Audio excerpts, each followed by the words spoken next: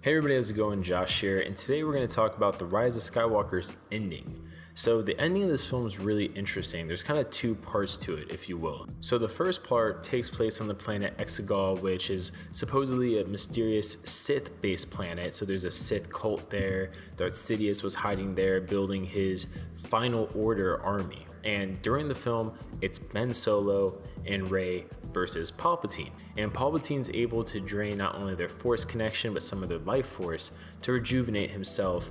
And he sends force lightning up into this basically space and is able to disable the resistance to seemingly neutralize the only at the moment threat to his final order and ability to rise into power yet again as not only the Emperor, but with his empire.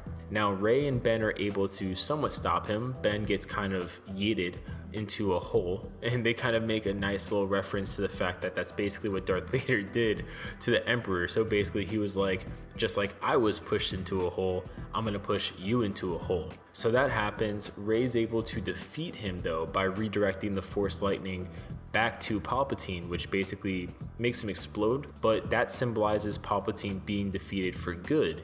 And because they kept hammering home that Palpatine was basically the last of the Sith, that kind of symbolized the Sith being destroyed as a whole, not just Palpatine being destroyed, while Rey, with the Jedi behind her, basically Avatar Korra at this point, is able to keep things going and bring balance to the Force, even Force ghosts from the past films and TV shows. So Ahsoka's voice was heard, Ezra's voice was heard, Anakin Skywalker, Hayden Christensen's voice was heard, literally saying, bring back balance to the Force as I did.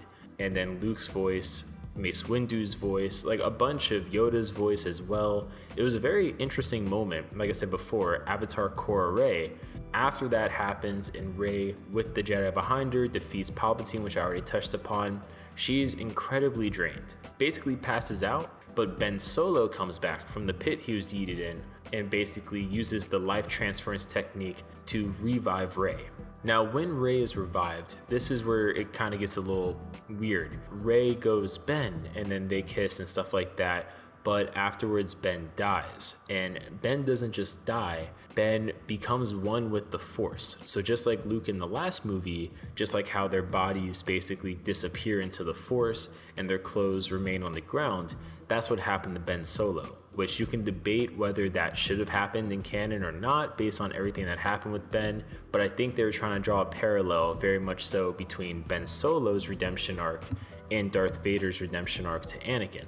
Now after that and the celebrations, basically just like Return of the Jedi, Rey goes to Tatooine where she takes the lightsabers of Anakin/Luke and the lightsabers of Leia and buries them deep in Tatooine. And then someone sees her, asks her who she is, and she says she's Rey Skywalker, instead of saying her real birth name, which would be Rey Palpatine. And she also reveals her new lightsaber, and this lightsaber, interestingly enough, is yellow. So that's how the film actually ends. No post-credit scene, things like that. Although the ending did tease that Lando's gonna get a Disney Plus series. No confirmation yet on that, but it was heavily basically teased and set up for a spin-off film featuring Lando. But leave your comments down below. What do you guys think about the ending of Rise of the Skywalker? Sorry, I'm kind of tired. Leave your comments down below and we'll see you guys later.